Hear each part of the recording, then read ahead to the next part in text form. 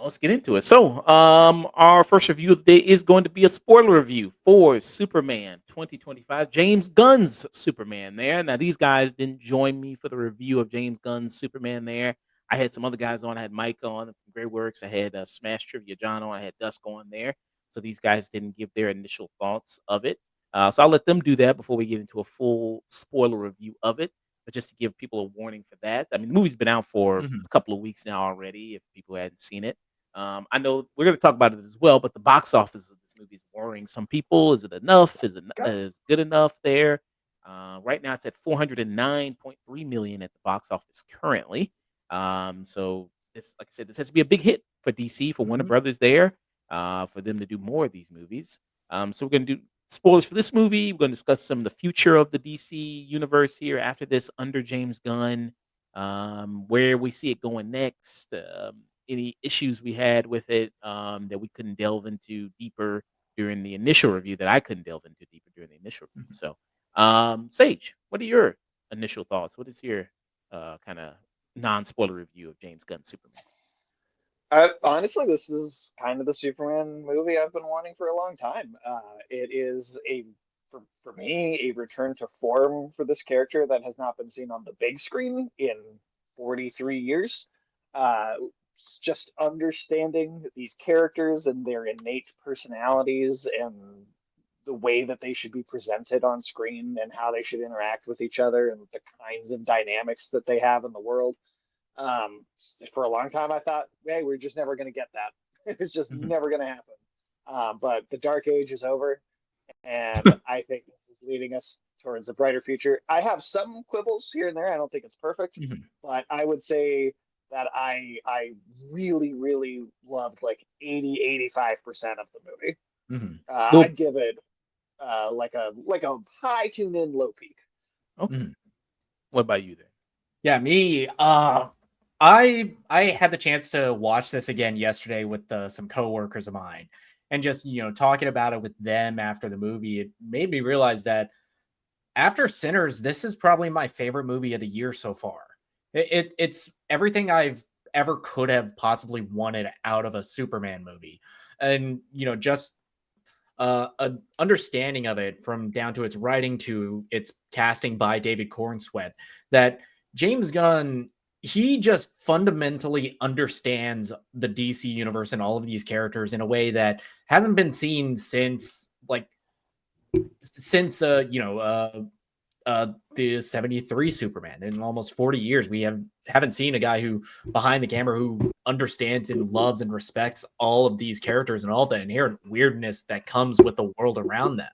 Um, I was a little bit worried with the announcements of how big the cast was, with the inclusion of Mr. Terrific, Green Lantern, Hawkgirl, Metamorpho, that this movie was going to be like too crowded for a Superman story. But this movie balances all of those characters so well, and all of it is like here to serve the symbol of inspiration and hopefulness that is Superman, that is this version of the character.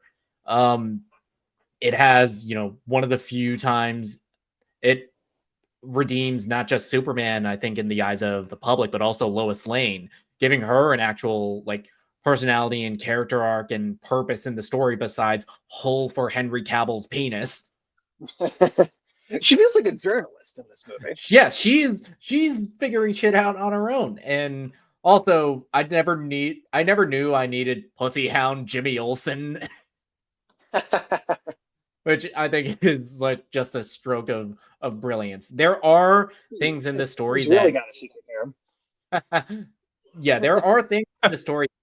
I When I watched the movie for the first time, I thought, okay, this is gonna really piss some people off.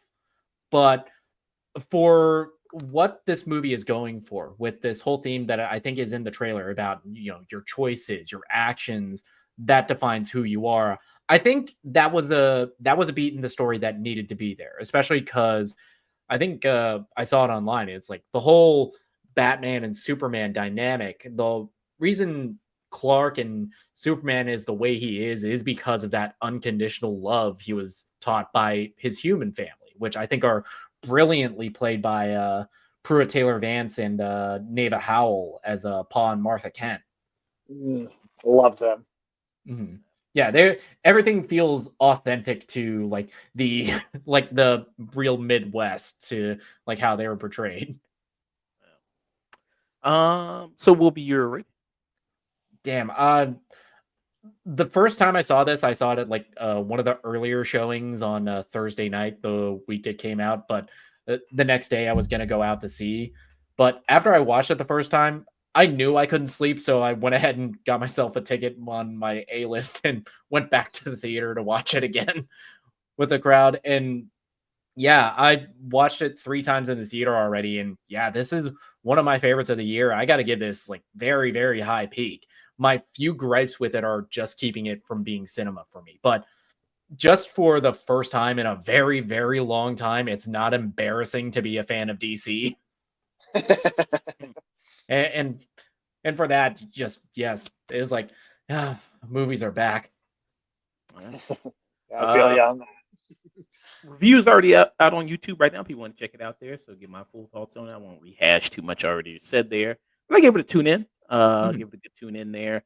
I think it is good. I think it's a good showcase there for Gunn and his new vision for the DC universe. I think it's a good start off with that.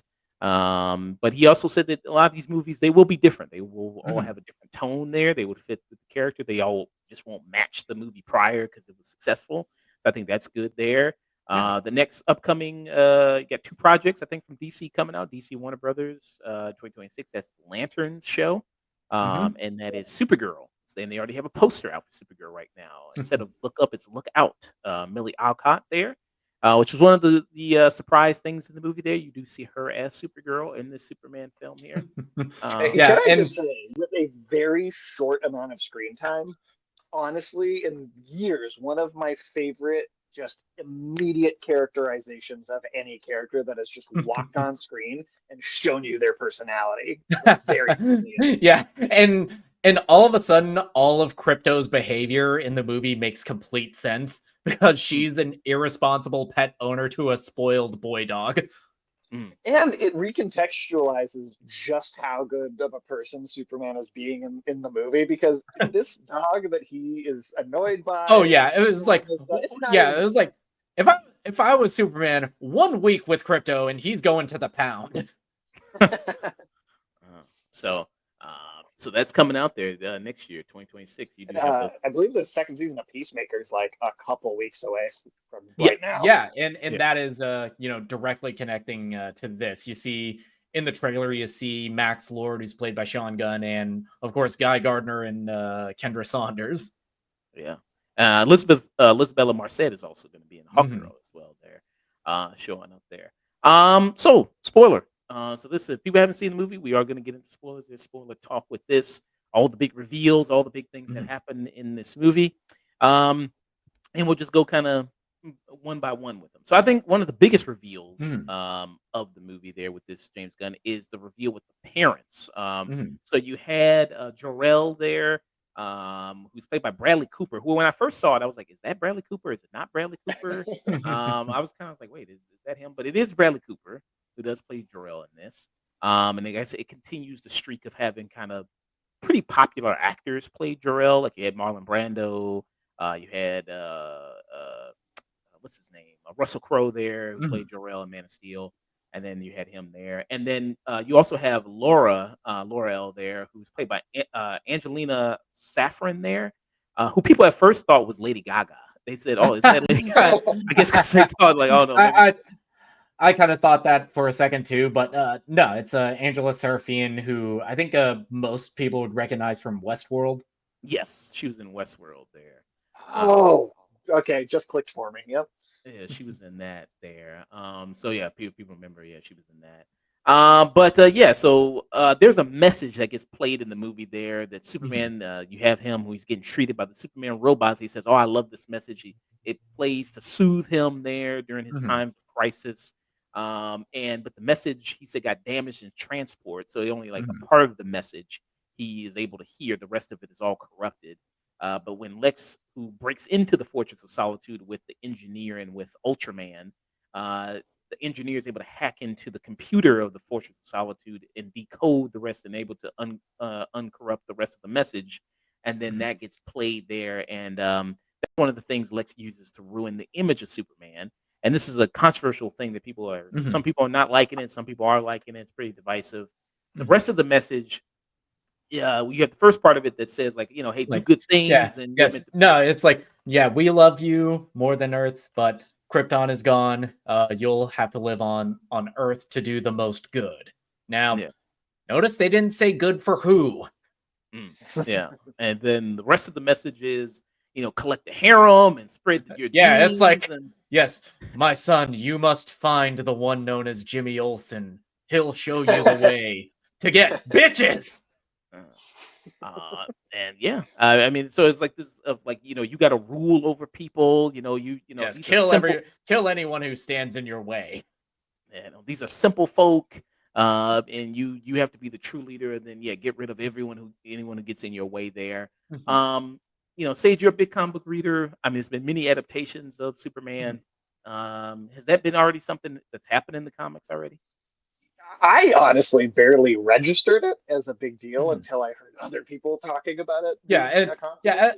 A lot of the comics of Superman I've read, from what I gather, we didn't really delve much into the background of Jor-El on Krypton until Superman 74, until Marlon Brando. Of course, he's one of our great actors. Of course, they're going to give him something like that, and they want to have him be one of the inspirations for Clark to do good. But I think just on a story perspective, having having Kryptonians, especially because in the comics, like 99% of the other Kryptonians we meet besides Kal-El and Kara are assholes. They're basically just Viltrumites. Yeah, that's so I think common.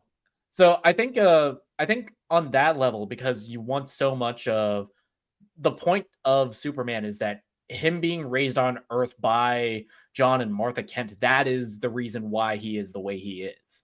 That is the reason why he is so kind to people. Yeah, I think it totally works in this movie, especially because you do have such a big cast and you have so many elements going on. Keeping that role of his Kryptonian parents in a kind of small capacity with a big impact like that, I think that's a smart choice, honestly. If anybody spent time watching Smallville, Jor-El is kind of I think that was like one of the first times they ever flirted with that idea of Clark's Kryptonian parents having more ulterior motives. And even in some recent comics, this is probably about 3 or 4 years ago at this point, but Superman, they gave him a probably 6, 7, 8-year-old son named Jonathan, and they had a thing where they kind of brought Jor-El into the story in the present day, and he first thing he did was kidnap the kid, go off to space, and then come back with him as like an adult and take his entire childhood away from Superman. So that's recent comic book history even. Now I'll say my favorite depiction of Jor-El is the animated series, which does depict him in a much more heroic way. But I don't think there's anything wrong with playing with the morality of a character who, let's just say someday we get the end game of James Gunn's DC in 10 years. Who is going to even look back and be thinking about how Jor-El was handled in these adaptations? It's just there to make an interesting point about why Superman is the way he is. And otherwise, I don't think we need those characters to matter all that much. I really have no problem with that. In terms of Superman lore, Jor-El is barely even a footnote as far as the impact that he has in most of the Superman stories that I've read. And the real importance of the whole message is, it's what Jonathan Kent says in this movie. It's what you took away from that message says more about you than what they meant it to be. And if you play the message a little bit longer, he tells them to let a bus full of kids drown. Yes, and he even has end credits on that message. Is just face down, ass up. That's the way we like to fuck. But yeah, that seems like a big thing that people are talking about there with the decision. I don't really mind it personally, with the whole reveal with his parents. I do think one of the issues with the movie I pointed out in the review is that there are a lot of plot points in here. Some things that could be its own movie, like stuff with the reveal with his parents, that could be its whole movie. That him reckoning with that decision, and that's a pretty life altering thing there. Well, in a sense, you get that in the like right before the third act, after he breaks free from the pocket universe and he's back on the Kent farm, which is one of my favorite scenes in the movie. Yeah, I think it's there's a lot you could like pick out of this movie and say this is probably the best scene of the film, and I think the emotional climax is here between Corin Sweat and Pruitt Taylor Vance. So that's one. So yeah, I didn't mind that at all. With that kind of reveal there, and then some people even still going like, no, it was fake. It was corrupted. The message was he manipulated the footage. The movie does basically everything to tell you is like, no, the message is real. You have Lex on basically this world's Tucker Carlson being like, yeah, it's been verified by like how many language and computer experts. You have Mr. Terrific say, yeah, I know those guys. They're not going to say it's legit unless it is legit.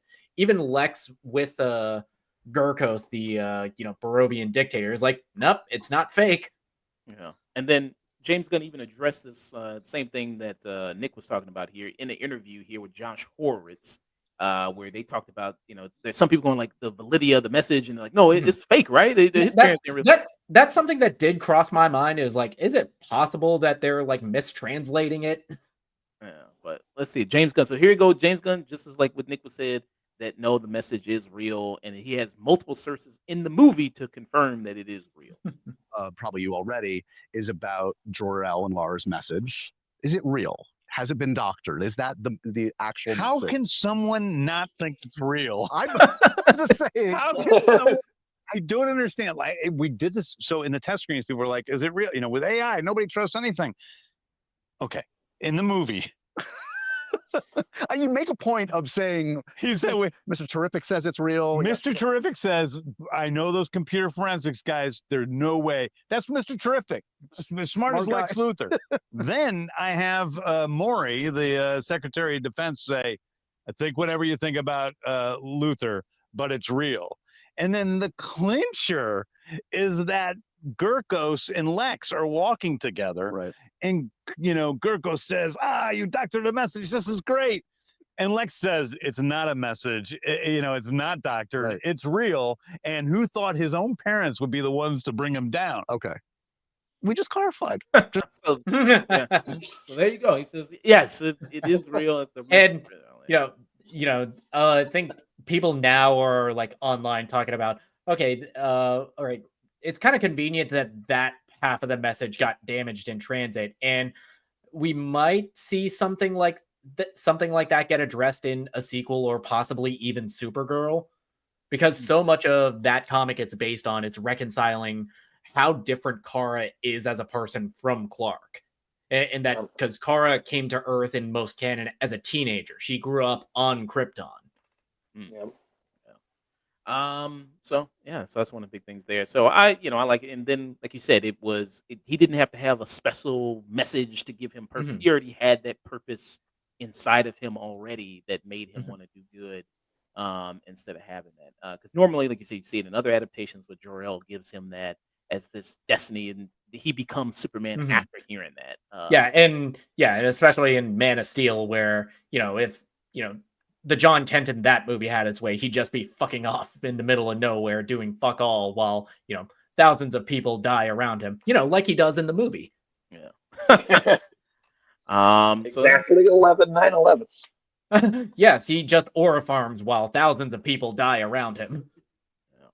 Another kind of big reveal in this movie. So you see him. So you have Lex's henchman in the movie there, who's the engineer, who some people are saying that turns into a good person later on, like especially in the comics. The engineer. She's a character from The Authority, which was one of the other projects that was announced when James Gunn did his big rollout of The Authority was going to be a feature film, and she's a character from that. Okay. I did like a whole team that thinks like the Punisher. Okay. And then you also have Ultraman in this, who we see in the mask mostly just through the whole time until the reveal towards the end of it, where it's a clone of Superman. And then somebody was also saying that possibly that Mr. Handsome, who's the character that's controlling, that's a conductor in the Pocket universe, was also maybe a clone of Superman, but they got messed up there. Yeah, it was like Did you guys notice that he's got a he's got a framed photo of Mr. Handsome. Yeah. Oh. when Clark goes in yelling at him about crypto, there's a framed picture of that weird creature on Lex's desk. Oh, I did not notice that. Okay. So I don't know if that if he had confirmed. I haven't seen if he friggin' Eve was taking selfies with Mr. Handsome too. When I first saw it for like 5 seconds, I was like, I thought it was a white Russian. That came across my mind, but I pretty much clocked that it was gonna be a Superman clone.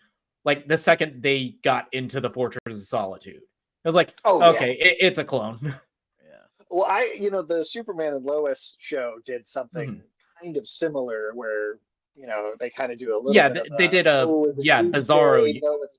Exactly. Bizarro universe where they had like a whole ass of alternate dimension, which for all of you comic readers, it's like that might come up later.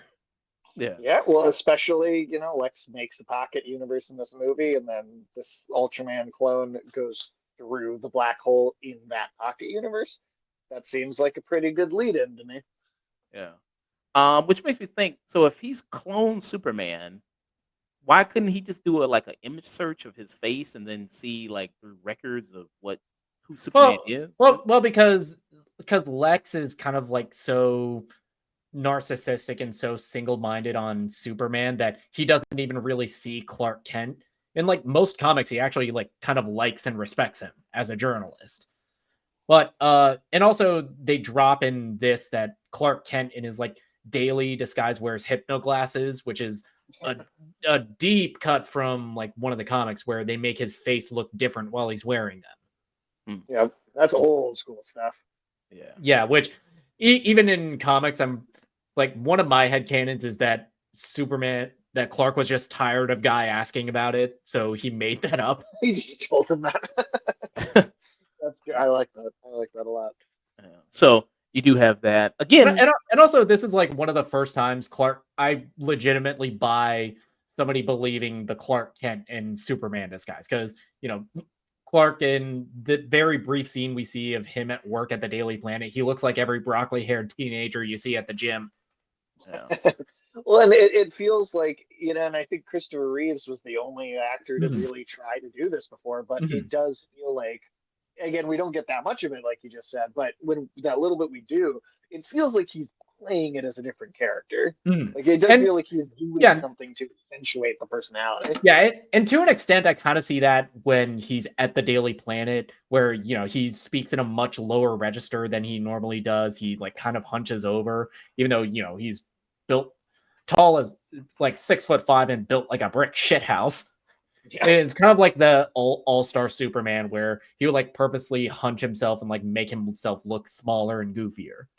Yeah, his secret identity is it's always been more than glasses, right? It's a performance that he puts on, and when it's done well. When it's done well, but even in the background in the movie, when Lois is talking in that scene, and Clark and Jimmy are like smacking each other with the newspapers. There's this like goofy I think I love that we see them as actually being best friends, because I feel like you never get that in adaptations. But they're goofing off. I mean, Zack Snyder just shot Jimmy Olsen in the head 2 seconds after he's introduced. So. Oh yeah, I mean, you didn't even know that was him until like an interview after.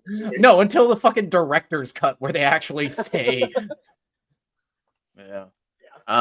So yeah, you got that. So he is Ultraman, which I think that was kind of a big reveal that he, Lex made a whole clone out of him there. It's kind of like a Winter Soldier situation where it's only a twist really if you don't read comics.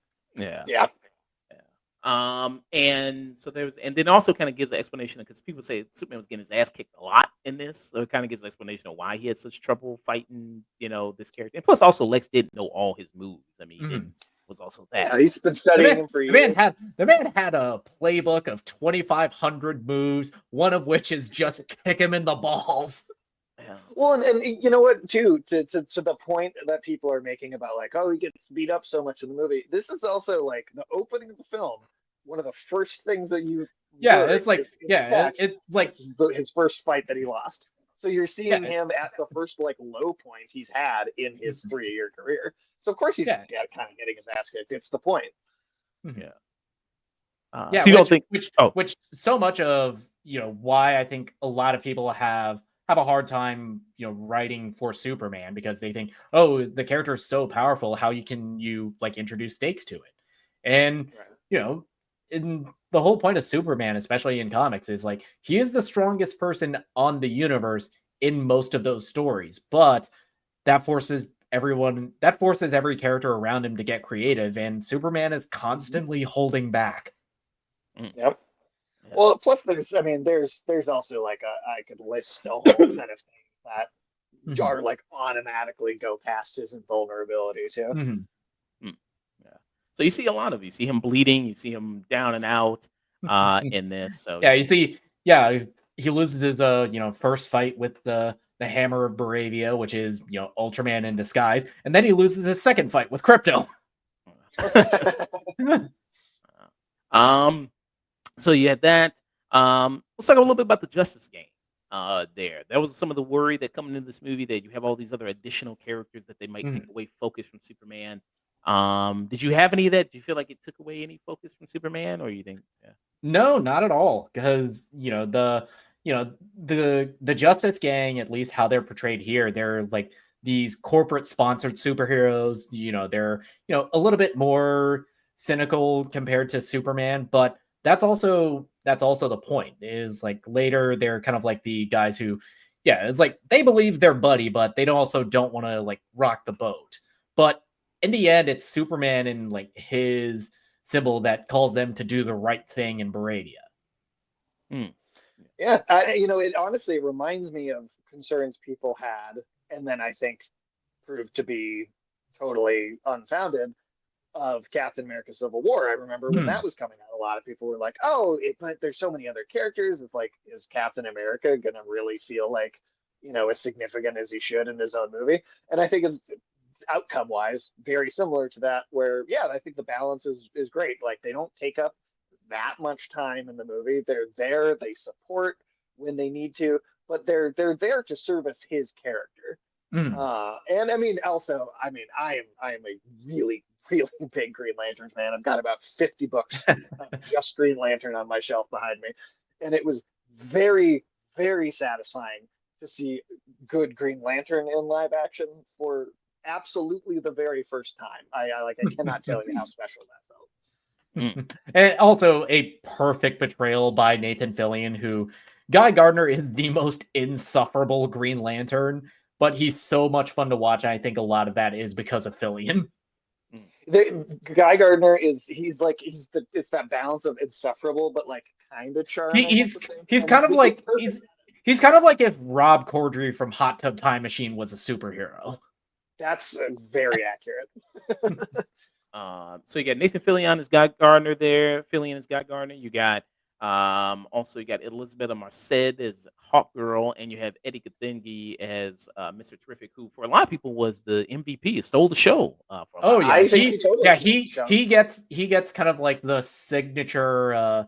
The signature spin around the subject oneer that I think has become synonymous with James Gunn style. You kind of see it in the Guardians movies, and you saw it a bit in Suicide Squad, where he gets that oneer where Lois is inside a shield of one of the T-spheres, and of course you get the needle drop and him whooping ass, and it's fantastic. I love it.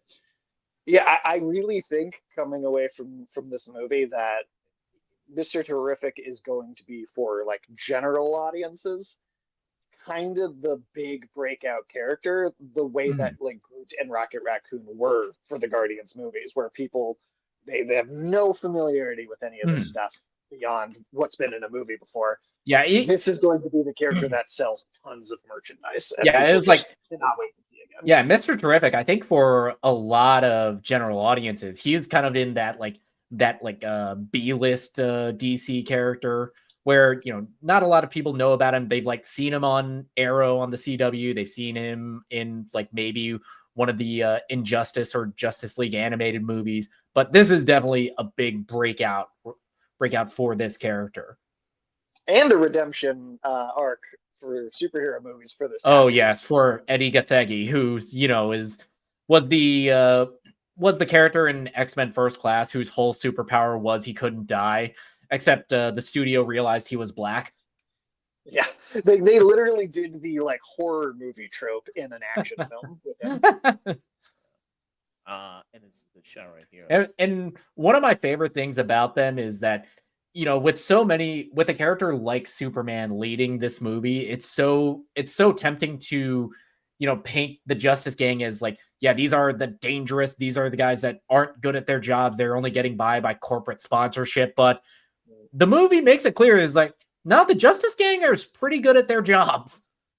Like, and that's pulling from Justice League International, which was a long run of comics itself. Yeah, they're fairly competent. They held their own with the kaiju, and I think one of the early teaser images of David Cornsweet in the suit was this dimensional imp that's just in the background during this whole very emotional conversation between Clark and Lois before he decides to turn himself in. But no, they got the shit handled. I was like, you helping him out over there? No, that's just a dimensional imp. They got it. Yeah. Did you guys hear the like cartoon bonk sound effects that were coming from the that was great. And yeah, in DC Comics, most of the dimensional imps are just kind of like, a gnat. It's only like it's only Batmite and Mixospitalik that are really you gotta worry about. Yeah. Right. And I know Sage, you had a big problem with this character right there. And honestly, yeah, I'll say it. That was hot. You're a fan of the war cry, I guess you would call it, or Hawk Scream, or hey, yeah, I don't mind the Hawk Scream. I mean, hey, anyone that's gonna murder a dictator, I'm like, it's like, what's up, girl? Yeah. So this does come to one of the few things about the movie that didn't work for me. Okay. And I'm not totally out on her in the part either. I think she had the least screen time, I think, of the Justice Gang characters. So I am still in it remains to be seen whether I fully like this take on the character. I did not care for the war cry thing. I didn't love the weird zoom in that they would do with it. But the bigger thing is I also just feel like this is Black Canary's thing, and I don't know why you're giving it to another bird themed character when it's like specifically what Black Canary does. So Black Canary uses that as one of her weapons. Hawkgirl just is like, that's her war cry. I've also read a lot of the Hawk comics and stuff, and again, you can do different things, and I'm not saying you can't, but it's also just never been a thing that I've seen in any versions before, and so it just, to me, it was just a little weird. I just didn't love that. But again, I'm not like totally like out on her and the take on the character in general.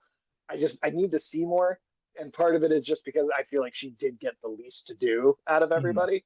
And so I need to see a little more characterization before I decide which way I'm landing on that one. Okay. Yeah. Yeah, I mean, there's possibility. I don't know. They are announcing spinoffs of this. There's a Jimmy Olsen spinoff coming. There's a Mr. Terrific spinoff coming. She's gonna be in Peacemaker season 2, so maybe after I've seen that, I'll be like, okay, you know what? I'm here. Yeah, she is gonna be in Peacemaker season 2. I don't know. They might do a Justice Gang spinoff film there, just about them. We have a new member of the Justice Gang. We have, even though they don't call him Metamorpho in it, they think they just call him like Elemental Man.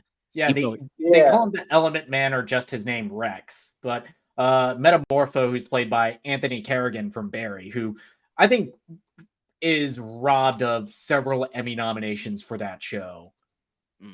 Yeah. And he's been generally, even in some other stuff, I feel like in bit parts I've seen him in, but even before that, I feel like he's generally been underappreciated. But Mhm. they do very briefly, when Lex is describing how his powers work, he does say he can metamorphize when he's Mhm. like saying what he can do. They kind of worked it in a little bit, but Mhm. Yeah. Yeah, and all also the stuff on practical lot. costume. Yeah, practical costume that looks phenomenal, especially in motion, and also it's Anthony Carrigan, who's one of our great character actors, and who gets so much to do, even though so much with so little, because even though he plays a huge part in this, as especially in the whole segment where Superman's locked in the pocket universe, you get why he connects so well with Clark. And it's because of Lex's own fucking hubris that, he's in the situation that he's in at the end of this movie. Mm, so this is great. And that did lead in. This Oh, I'm this sorry. this entire time I just kept picturing Metamorpho doing the 50-50 with Cristobal Dance from Barry.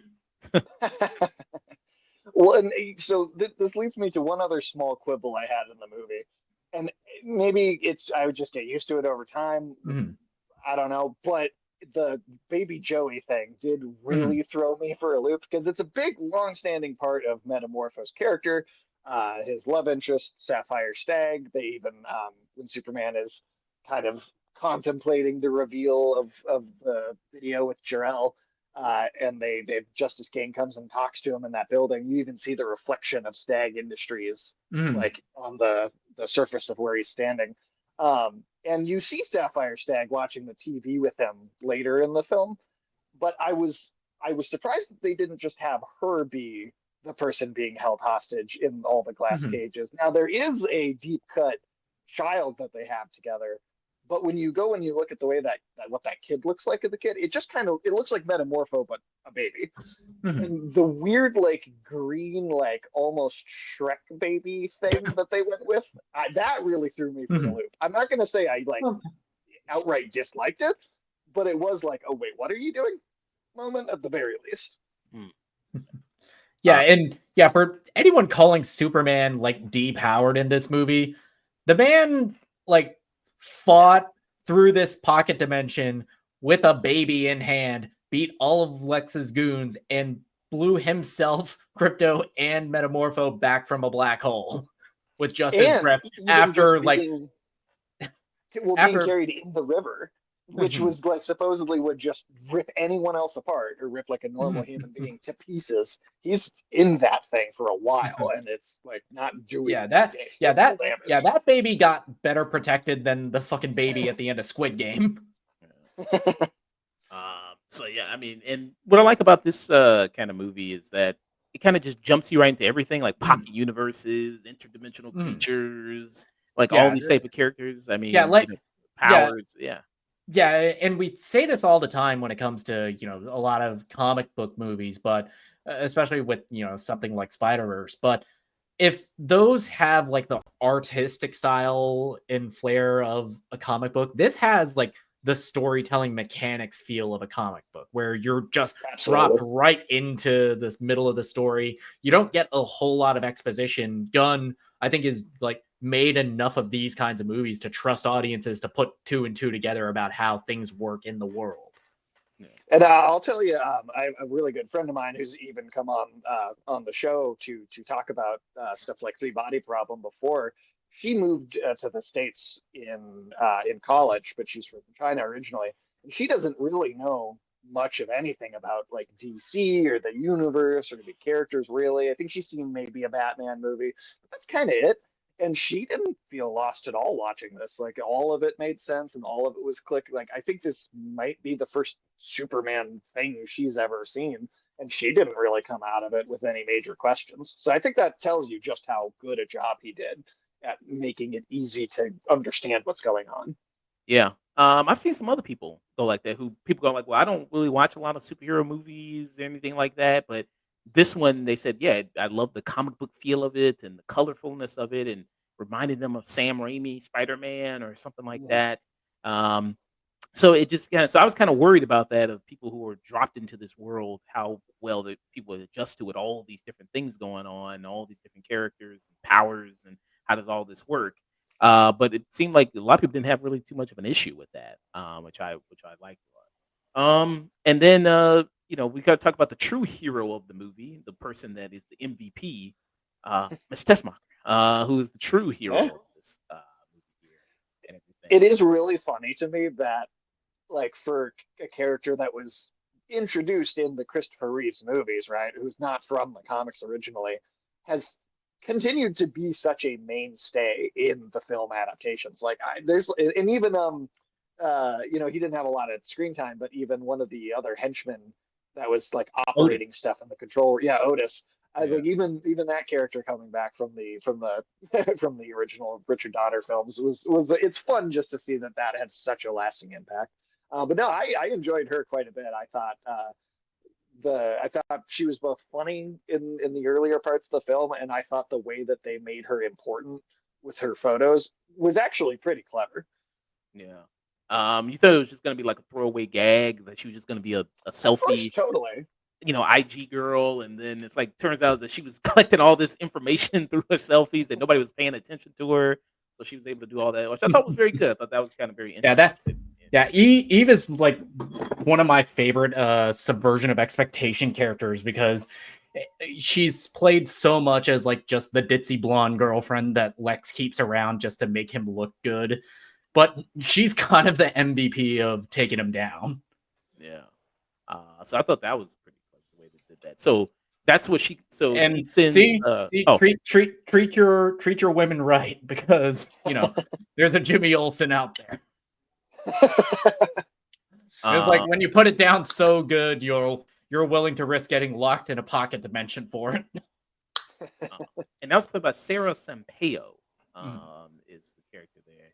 As the actress, they plays Miss Eve Tessmacher in it. And so she's able to send this information to Jimmy, and then Lois does a lot of investigative work there of like what's Lex's real motivation, and through these photos she's able to determine, like, okay, he wants to buy this piece of land, and he's manufacturing this war between Moravia and Jarhanpur, so he can take a piece of the land and rename it, and then part of Jarhanpur has like all these oil refinery. I think it was oil, right, or something. Or yeah, it's like petroleum deposits that they mention. It's like it's oil.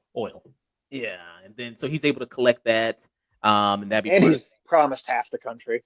which You can see Luthoria on the maps New in the background. New Luthoria, which I mean, come on.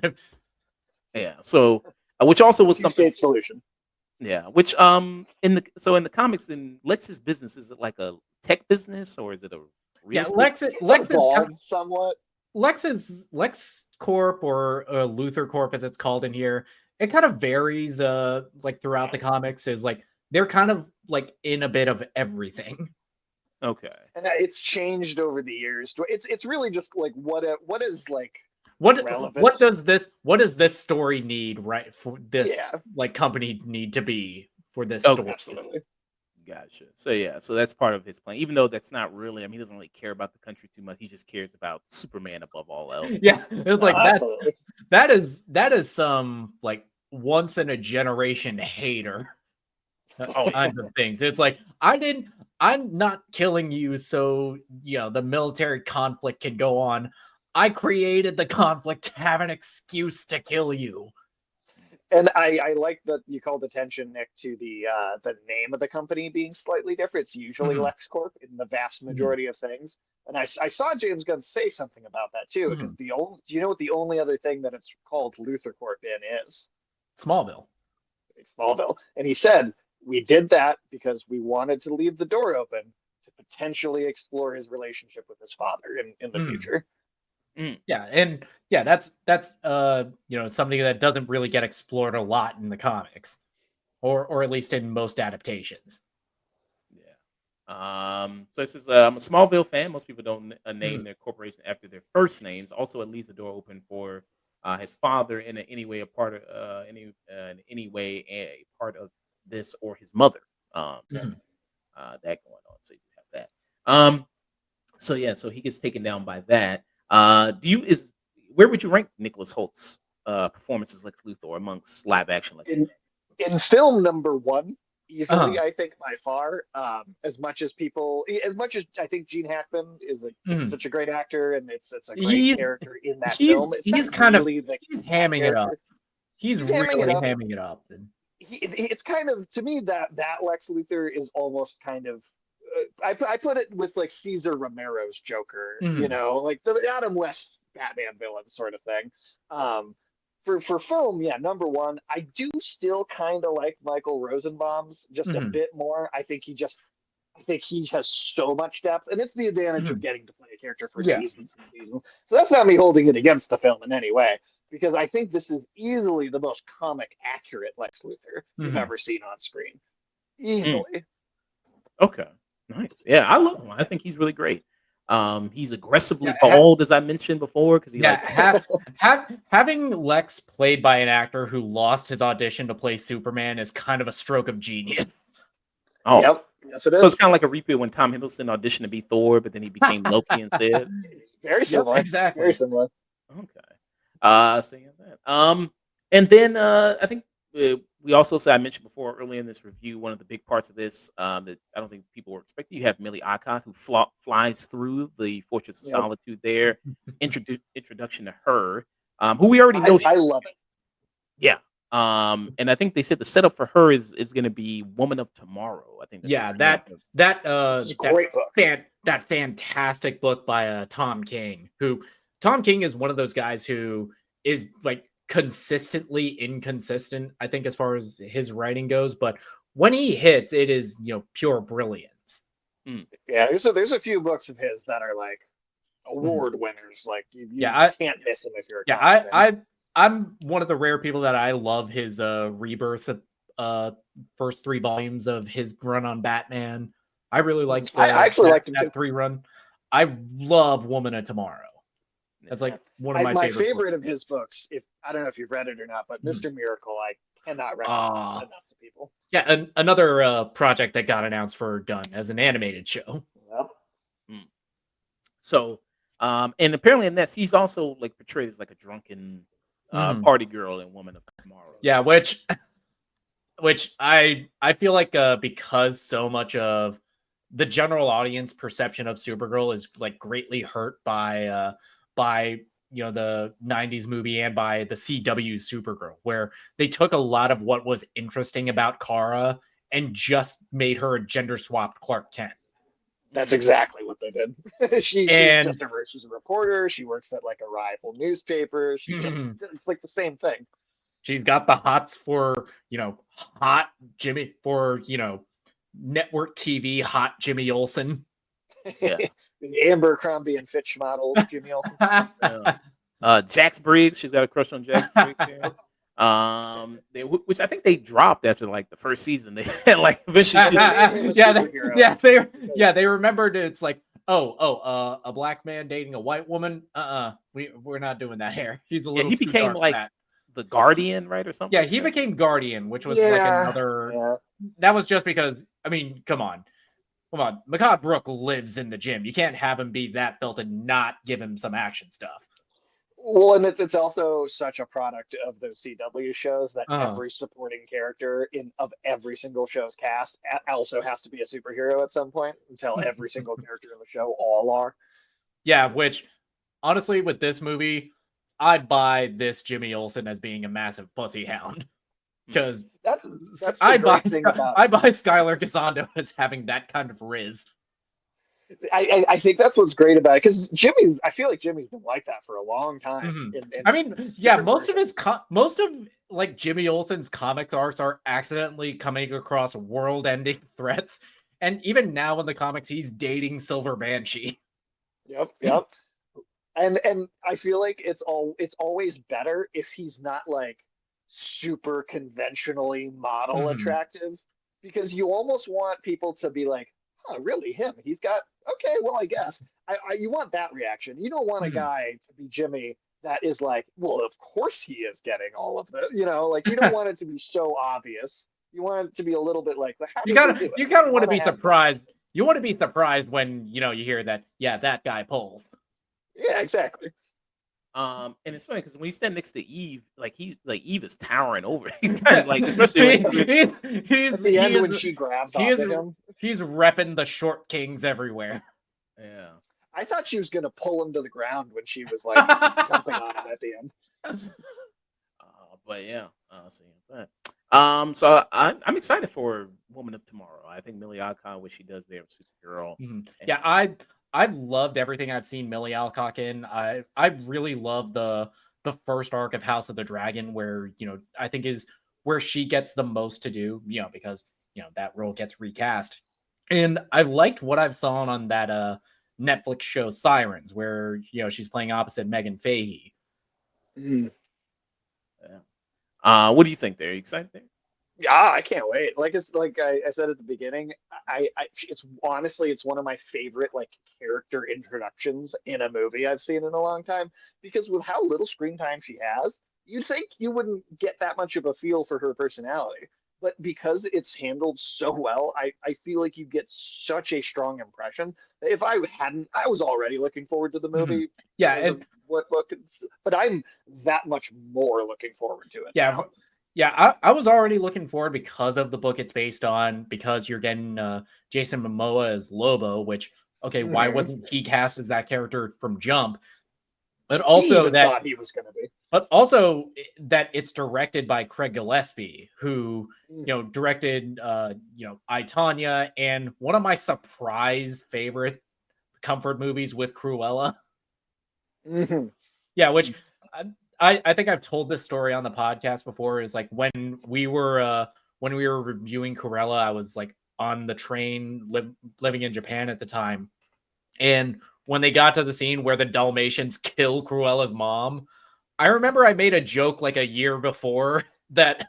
I mean, okay, what are they going to give her backstory? Is it Dalmatians killed her mom? And I was like, I had to close the movie because I couldn't stop myself from laughing so hard.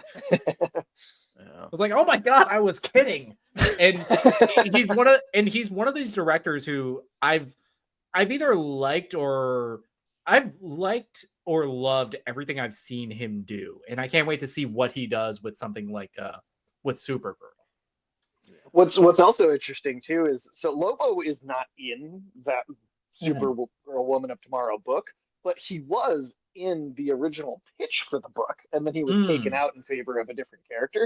So now adding him into the movie is pulling from like the original pitch of that comic. And I don't know how they'll handle it, but I kind of hope he's selling her drugs at a party. That I buy so hard, and even like when James Gunn and Peter Safran were announced as the CEOs of DC Studios, he like gathered like this huge writers room of like different comic writers, people who worked on television, people like Tom King, Kathy Yan, Jeremy Slater, who've worked on various comic book based projects. And yeah, Tom King is thanked in the credits of this, and I think was brought into as a producer for Woman of Tomorrow. Good. Yeah. And this brings to the future of the DC. Like I said, we got the Supergirl movie coming out next year. We got the Lantern series. We got Peacemaker season 2 coming out. Yeah, and we also have a Clayface, which James Watkins is directing Mike Flanagan's script for that. Which, it was like James Watkins who directed, one of the most depressing movies I've ever watched with Eden Lake, and one of the thank God this movie doesn't suck movies with Speak No Evil. And James Gunn's already said so. The Robert Pattinson Batman is in his own universe, so that he will have his own Batman for his universe Which I get it, because there is such a groundedness of that world's Gotham, but especially after seeing this, I feel like that tonal whiplash would really work well in a connected universe with this take on Superman. And I agree. And I mostly say that because I don't want Andy Muschietti touching Batman again. I'm with you. And also partially because the drastic tonal contrast is exactly what you have in the books. Yeah, it's like, and then Yeah, it's like even like I was like kind of joking like during the whole Metropolis evacuation scene. You see like a couple cars going to Gotham. It was like, okay, what goddamn demon is evacuating to Gotham? And James Gunn, there's been some people have done some fan casting kind Mhm. of things with Batman. One of the big fan casts right now is Alan Richardson, and he addressed this in an interview. I'm going to pull up again another interview, the same interview he did with Josh Horowitz there. And people are like, "Well, if you really read between the lines of what Gunn is saying, he's saying, fuck no, I'm not going to cast Alan Richardson.' But he's trying to be nice. He convinced Gal Gadot that he was going to make a third Wonder Woman movie with her. Yeah. Just right to her face. Proving that he's the better actor than she is. So this is him addressing Alan Richardson as the next Batman. Script. Yeah, And he we did. know you read it and you seem very pleased. I like it. Yes.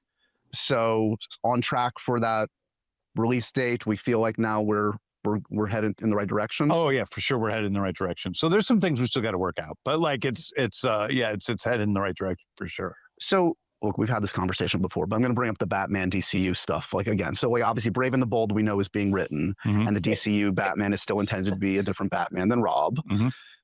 I guess my question is like timeline wise, like how does this work? Like is there I presume you wouldn't want to release Brave and Bold and I the think Batman. Batman Brave and the Bold, I think it's still Andy Muschietti who's still tapped to direct Yes, it. he's still the man attached to directing that, which there's still time, James. Well, it seems like Still time. James Gunn is kind of because when they bring up Batman Brave and the Bold, it seems he kind of shies away from talking about Andy Muschietti as directing it. I don't know. Yeah, It seems like this is, I've noticed that a few times. but there's also because that script isn't done yet. That a lot of that news came out before Superman was released, and the Batman Part 2 with Matt Reeves, that has been delayed like a couple of times because the script wasn't done. Yeah. So in the that's same like more calendar in year. the Like news. starts to get a little confusing, or no? You tell me. I mean, having two Batmen running around at the same time. Probably not, but yeah, probably not. No, Okay. probably not the same calendar year. Yeah. Is Brave and Bold when you think we'll see that Batman for the first time? I'm not going to say that. Okay. Have you gotten into casting yet in your head? No. Why are you winking at me? That's weird. What do you think about the fans that talk about someone like Alan Richardson? I am a big Alan Richardson fan, both as an actor and as a guy.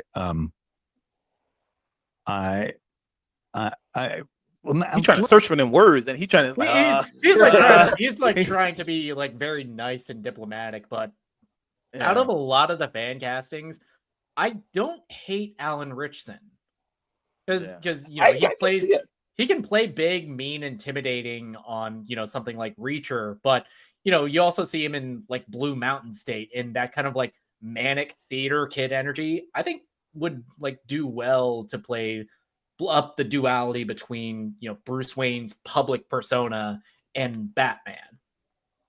Let's just wait to see I'm that. totally Okay.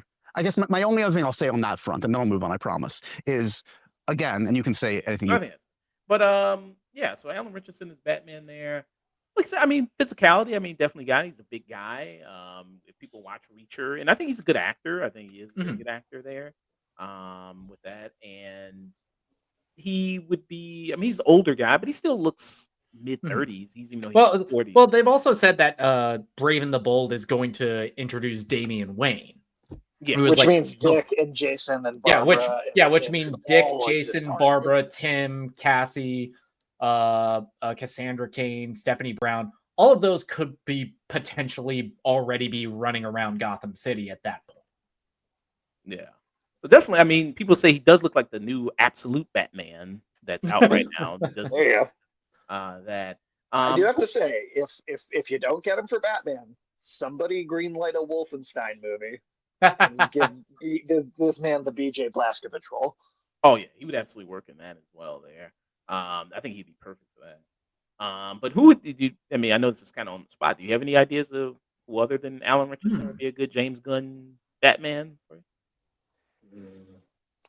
I don't know if I have anybody off the top of my head. I can say characteristic wise, I want to see someone that is maybe able to pull off a slightly less, still moody, but slightly less moody, slightly more sarcastic Batman. Something again, that is in line with something like the DC animated universe with like Justice League Unlimited, where he's broody and he's still dark, but he's maybe lightened up a little bit because of who he's spending time around.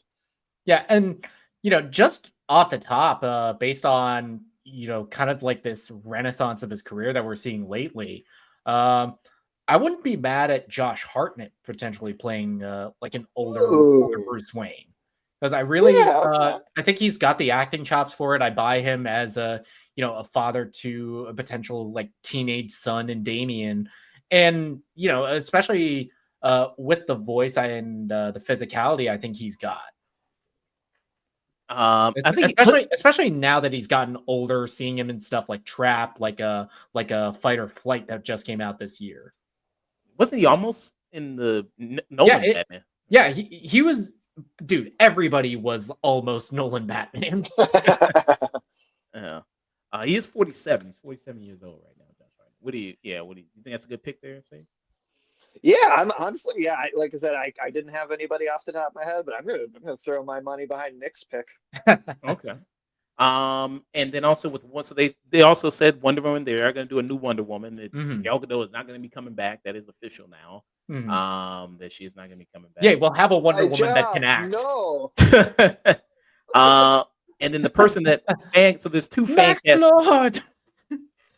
Thank Lord, you're putting yourself in great danger. So there's two fan casts for Wonder Woman right now. So one of them is Adriana Arjona. Yeah, Adria Arjona from most recently Hitman, Andor, Blink Twice. So some people want her, and then the other one is May Calloway there, who is May Calamawy from Moon Knight. From Moon Knight. So that's the two picks right there. What do you think about these two picks? I wouldn't be mad at either of them. No. Yeah, I feel like I have watched a couple of the things that you just mentioned, but I don't know. I feel like I maybe need to see them in some more stuff just to decide whether I feel like I really know what they can do or not. I kind of want it to be someone I haven't heard of. I mean, which is maybe the case for a lot of these characters. I kind of want to almost go in having never heard the name of the person that they've picked for the character. But yeah, I mean, I can see them maybe pulling the look off for sure. At least looks wise, I could see it with both of them. Yeah, and she was in Andor. She was in that. She was in both seasons of that, which I was a big fan of her in that. I don't know. I didn't know she was dating Jason Momoa. I didn't know. Lucky bastard. Yeah, so I guess there's already inroad there, and the DC she's with Aquaman / Lobo there. So there's that. But I could definitely see her fitting in the Gunn universe there as Wonder Woman. I think that's pretty good. Well, we already know she can act, so that's already a step up from Gal Gadot. Yeah, right. I will say I do, and I'm sure she could bulk up too, but I do want to see a Wonder Woman that feels like truly like muscular and like you want muscle mommy Wonder Woman. Kinda. Oh shit! Then Katie O'Brien, what's up? Yeah, this could get her. This one, who also she was in. Was she? Which one was she in? She was in Obi-Wan, right? The Star Wars series. I'm trying to think. She was also. O'Brien? Yeah, she was also in the Star Wars. No, she was also in Mandalorian. Oh, Mandalorian, that's the one. Yeah, Mandalorian. She was in Love Lies Bleeding, and also Ant-Man and the Wasp, Quantumania. Yeah, so like this is what you mean there, Sage? Kind of like this. Yeah, I mean, I would love to see. I mean, especially with the like Olympic Greek athleticism that I feel like is applied to the Amazons so often. I would love to just see her be like, yeah, like that. That's a tough looking woman, Yeah. But yeah, so it'd be cool to see that. So yeah, there is that. So they are doing that one. So new Wonder Woman's coming. He hasn't said anything about Flash. I don't think. He said that he did say one thing. He said that Aquaman and Flash are probably they're going to be on the shelf for a minute. No, which it makes sense because they were the last two movies that came out, and I mean, and you literally recast recast one of those actors as a different character, and the less said about Ezra Miller, the better. Yeah. So there's that. So yeah. Any more things about the future of DCU that you're looking forward to? Anything like that? And I'm liking everything I've seen from the DCU so far. From the kind of unofficial start with Blue Beetle, where they've announced that Cholo Maridueña, he's back. He will come back as Jaime Reyes eventually. Creature Commandos, I thought was a very good, very entertaining show and good soft start to this. But Superman is fantastic, and I like that all of these projects, they all have different tones. From what we're hearing from James Gunn, that every one of these is going to have a different feel, much like the comics in the DC universe. It's you get a kind of hard-boiled noir detective stories with Batman, or someone like The Question. You get kind of Greek and Greek mythology angle with someone like Wonder Woman. You get world planetary stuff with Superman and the Green Lantern Corps. Every one of these should have a different feel and vibe to them, and I like everything that Gunn is doing running the studio so far. It's they're not greenlighting a project, they're not doing casting or anything until a script is done and they're happy with it. Yeah. I think it's a good thing. Gunn said you're gonna wait for the script, and get the script approved, and read that first, and then put it into production. And it's gonna be very methodical. Yeah, it's give me a script and we'll go from there. Which that's how the Clayface movie happened. That wasn't planned until Mike Flanagan was like, "Hey, I have this idea already." Yeah, which I can't wait for that poster to come out, and the slogan is "Look away." I agree with everything that Nick just said, though. I love pretty much every decision being made. I think that it's got such a bright future ahead of it. I really think in a couple more years, I feel like DC is, unless Marvel gets their act maybe pulled together more on a consistent basis, and there's more of a healthy competition.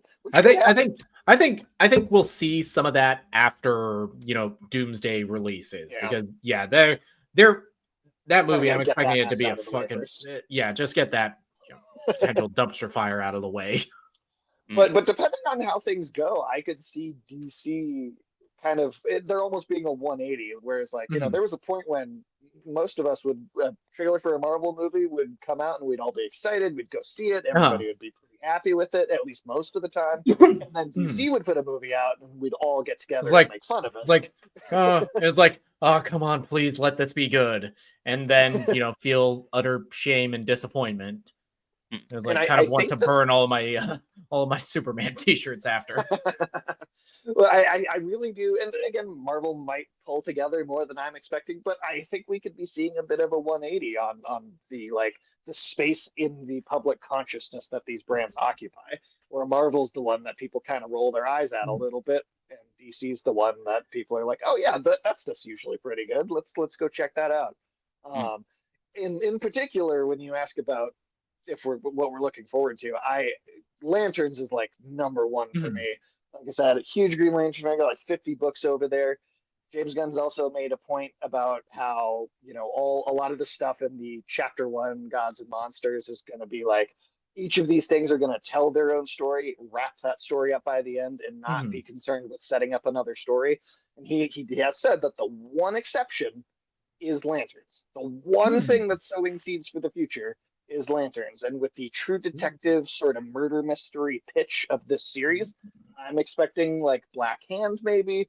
I think Blackest Night might be their big Avengers build-up sort of thing. And he's also recently, post Superman's release, talked about how there's kind of a secret main character that is a through line for the DC universe. And he said he doesn't think anybody's figured out who it is yet, but that character is in Superman. I think it's Guy Gardner, because who's in Superman, Lanterns, and Peacemaker season 2, and also space travel? Who is so prevalent in all these projects? I think we might.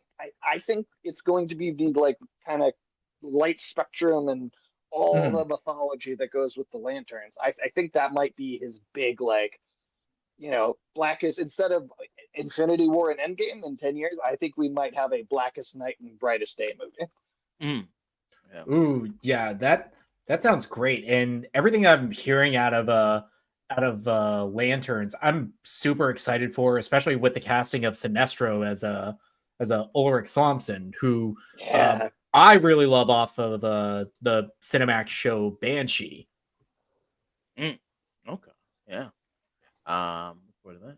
My like one gripe prior to the movie was that Corn Sweat wasn't really getting his own Superman theme. It's just a retooled version of the John Williams Christopher Reeve theme. But second those notes hit, I was like, yeah. I mean, he's saving a bunch of And he kind of, the I'm a Punk Rocker song, in a way, he Mhm. still kind of got that as his theme too. So like you kind of got a little bit of both. Yeah. And that was our spoiler thoughts there for Superman 2025. If I could add just one last thing, I Yeah. did pull up because you were talking about the box office at the very beginning, Mm. and I wanted to compare box office numbers to the box office run of Iron Man 1 because I feel like Okay. that's the best thing to compare to. Okay. Now, Superman is just crossing the $400 million mark right now, right, Mhm. on its second week. Do you know what the total, this is worldwide, total gross for Iron Man 1's theatrical box office release was 585 million. Okay. Superman is not, that's the full run. Superman's Yeah, but that already most of the way there. yeah, but that's 2008 money. You gotta True, kind of have true. to adjust for inflation. And there's also been a crash with superhero films that has to be taken into account. So I Mhm. feel like that's kind of balancing out a little bit. Yeah. Hey, Oh yeah. how's it going? Let's see. Yeah, my kanji is my like remembering of kanji is completely gone. I don't know how to pronounce that. Sir, Is but the, I think it says Puptress here. Is if that's how you say it, but comment and says people still watch Starship Troopers. I think the troopers are the good guys, so not surprised someone misunderstood a comic book. wait, they're not? Yeah. Sorry, been rooting for the fascists the whole time, man. Spreading democracy. You say fascists. I remember rooting them as freedom fighters. Freedom fighters. But that was Superman 2025.